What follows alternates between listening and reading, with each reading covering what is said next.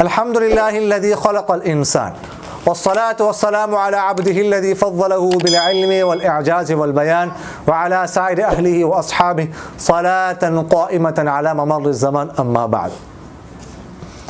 مولانا احمد شاہ صاحب نے پوچھا ہے کہ کون کون سے عیوب کے ہوتے ہوئے جانوروں کی قربانی جائز نہیں ہے. یہ مسئلہ ذہن میں رکھیے گا کہ جو قربانی کا جانور ہے نا، یہ چونکہ اللہ کی بارگاہ میں پیش کیا جاتا ہے تو اس لیے اس میں جو ہے نا عیوب نہیں ہونے چاہیے، عیوب سے پاک ہونا چاہیے. بالکل بہتر تو یہ ہے. لیکن اگر چھوٹے موٹے عیوب ہو تو جن کا شریعت نے کوئی اعتبار نہیں کیا تو ان کے ہوتے ہوئے قربانی جائز ہے. البتہ بڑے عیوب جسے عیب فاحش اور ظاہر کہا جاتا ہے، ایسا کوئی عیب ہو تو اس کی وجہ سے پھر شریعت نے جو ہے نا وہ قربانی سے روکا کہ ایسے جانور کی قربانی آپ نہیں کر سکتے. تو ہم کچھ عیوب کا جو آج تذکرہ کرتے ہیں کہ کون کون سے عیوب کے ہوتے ہوئے قربانی جائز نہیں ہے، کون کون سے عیوب کے ہوتے ہوئے قربانی جائز ہیں. تو پہلے جو ہے نا وہ یہ ذہن میں رکھیے کہ خصی جانور جو ہوتا ہے نا، خصی، اس کی قربانی جائز ہے. جانور کو خصی کرنا یہ کوئی عیب کی بات نہیں ہے بلکہ یہ حسن ہے، اور اس کی وجہ سے جو ہے نا وہ جانور کی جو جانور کا گوشت ہے اس میں جو بدبو وغیرہ ہوتی ہے وہ ختم ہو جاتی ہے، جانور کا گوشت لذیذ ہو جاتا ہے. تو خصی جانور کی قربانی جائز ہے. اسی طرح اگر کوئی جانور ایسا ہو کہ اس کے شروع سے ہی خصیتیں نہ ہو، یا ایک خصیہ جو ہے وہ جائز ہو جائے اور ایک خصیہ ضائع ہو جائے، تو اس صورت میں بھی قربانی جو ہے وہ جائز ہے، اس میں کوئی حرج نہیں ہے. دوسرا جو ہے نا، اگر کوئی جانور اس طرح لنگڑا ہو کہ جو ایک وہ پاؤں بالکل زمین پہ نہ رکھ سکتا ہو، زمین پہ نہ رکھ سکتا ہو، تو اس کی قربانی بھی جائز نہیں ہے. البتہ اگر اتنا لنگڑا ہے کہ وہ پاؤں زمین پہ رکھ سکتا ہے، رکھ کر چلتا ہے، ٹھیک ہے، یا قربان گاہ تک جو ہے نا وہ آ سکتا ہے، تو اس صورت میں اس کی قربانی جائز ہے، کر سکتے ہیں. جس جانور کا ایک پاؤں کٹ گیا ہو تو اس جانور کی قربانی بھی جو ہے وہ جائز نہیں ہے، اور جانور کی قربانی نہیں کر سکتے. ایسا کانا کہ جس کا کانا پن بالکل ظاہر ہو، اس کی قربانی بھی جائز نہیں ہے. البتہ اگر کانا پن ظاہر نہیں ہے، تھوڑا بہت کھانا ہے، تو اس کی قربانی جو ہے وہ جائز ہے، کر سکتے ہیں. ایسا جانور جو اتنا کمزور ہو چکا ہو کہ جس کی وجہ سے اس کی ہڈیوں میں گودا باقی نہ رہا ہو، اتنا کمزور ہو، تو اس کی قربانی بھی جائز نہیں ہے. البتہ اگر اتنا کمزور نہیں ہے تو پھر اس کی قربانی جائز ہے. اس طرح ایسا جانور جس کو ایسی خارش لگی ہو کہ جس کی وجہ سے وہ بہت کمزور ہو چکا ہو، بالکل دبلا کمزور ہو چکا ہو، تو اس کی قربانی بھی جائز نہیں ہے. البتہ اگر کسی جانور کو خارش ہے لیکن وہ موٹا تازہ ہے، فروا ہے، تو اس کی قربانی جو ہے وہ جائز ہے. اسی طرح اگر کوئی جانور ایسا ہو کہ جس کی پیدائشی سینگ نہ ہو، یا پیدائشی سینگ چھوٹے چھوٹے ہو، یا سینگ تو ہو لیکن ٹوٹ گئے ہو درمیان سے، تو اس کی قربانی بھی جائز ہے. البتہ اگر سینگ جو ہے نا وہ اکھڑ جائے جڑ سے، تو پھر اس روز میں فقہا فرماتے ہیں کہ اس کی قربانی جائز نہیں ہے، اس لیے کہ جڑ سے اکھڑنے کی وجہ سے دماغ پر اثر پڑ جاتا ہے، اس وجہ سے قربانی جائز نہیں. لیکن آج کل ایسا کرتے ہیں کہ شروع سے ہی جو جانور ہوتا ہے اس کی سینگ اکھاڑ دیتے ہیں، پھر اس کے اوپر جو اوپر سے جگہ سی دیتے ہیں جو خوبصورت لگتی ہے، خوبصورتی کے لیے جو ہے وہ اس طرح کرتے ہیں، وہ اس کی سینگ اکھاڑتے ہیں. تو یہ چونکہ خوبصورتی ہے، یہ عیب نہیں ہے، اس لیے، اور دماغ پر بھی کوئی اثر نہیں پڑتا، ایسے جانور کی قربانی بھی جو ہے وہ کیا ہے، جائز ہے. اسی طرح دیکھیے گا جو بڑا جانور ہوتا ہے جیسے گائے بھینس وغیرہ، اس کے 4 تن ہوتے ہیں، اور جو بکری ہوتی ہے اس کے 2 تن ہوتے ہیں. اگر بڑا جانور ایسا ہو کہ جس کے 2 تھن جو ہے وہ ضائع ہو جائے، یا یہ ہے کہ بالکل 2 تن سوکھ جائے، اس میں دودھ آنا جو ہے وہ بند ہو جائے، تو اس کی قربانی بھی جو ہے وہ جائز نہیں ہے.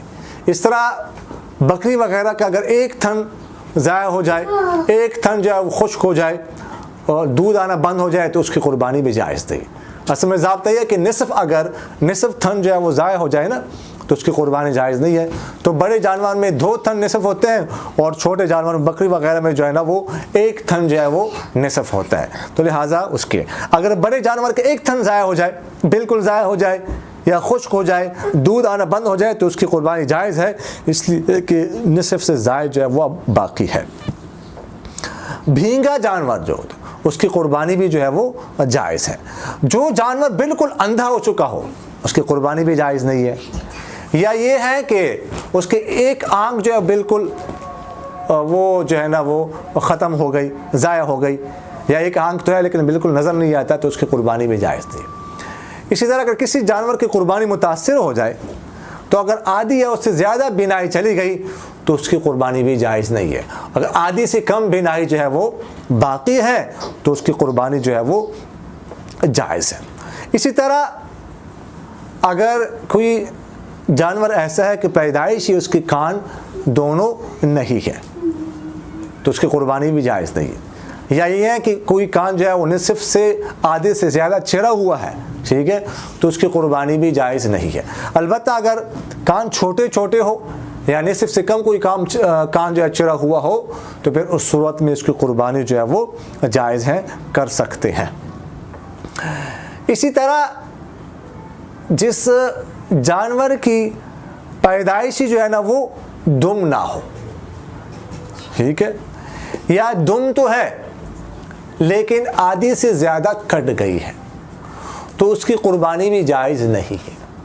اگر کسی جانور کی دم جو ہے نا پیدائشی چھوٹی ہو تو جائز ہے اس کی قربانی, یا آدھی سے کم جو ہے وہ ضائع ہو گئی ہو تو اس کی قربانی بھی جائز ہے, کر سکتے ہیں.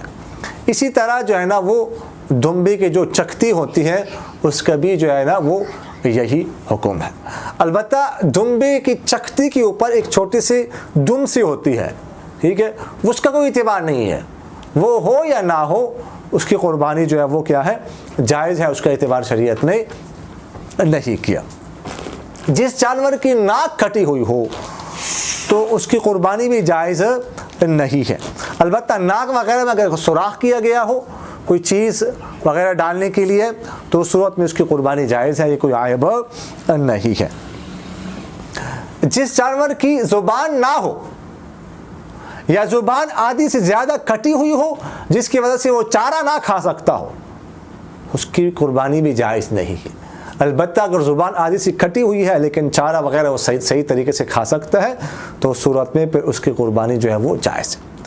جس جانور کے دانت نہ ہو یا دانت ہو لیکن نیچے جو ہے نا وہ کیا ہوگا, گس گئے ہو جس کی وجہ سے وہ چارہ نہ کھا سکتا ہو تو اس کی بھی قربانی جائز نہیں ہے. البتہ اگر دانت نہیں ہے یا گس گئے ہیں لیکن وہ چارہ کھا سکتا ہے, چارہ کھانے میں کوئی حرج نہیں ہے, تو اس کی قربانی جو ہے وہ جائز ہے, کر سکتے ہیں.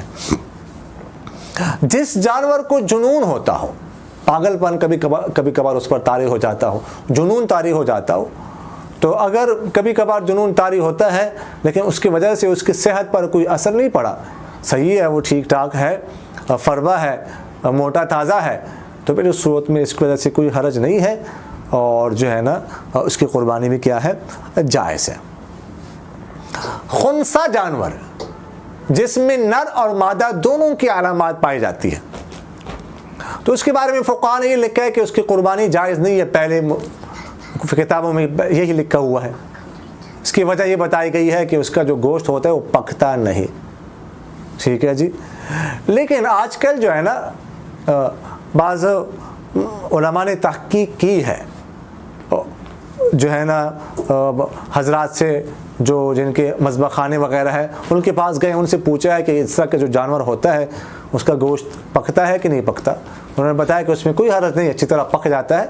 تو اگر کسی خنثی جانور جو ہے نا اس کا گوشت پکتا ہو تو پھر چونکہ وہ علت جو ناجائز ہونے کی تھی وہ موجود نہیں ہے, اس لیے اس کی قربانی بھی جو ہے وہ جائز ہے, وہ کر سکتے ہیں. اس میں دونوں علامات ہو اس کی بات. اگر کسی علامات کسی میں زیادہ ہو دونوں لیکن زیادہ ہے, مثلا مادہ ہونے کی علامات زیادہ ہے, تو پھر اس جانور کی قربانی جو ہے وہ جائز ہے.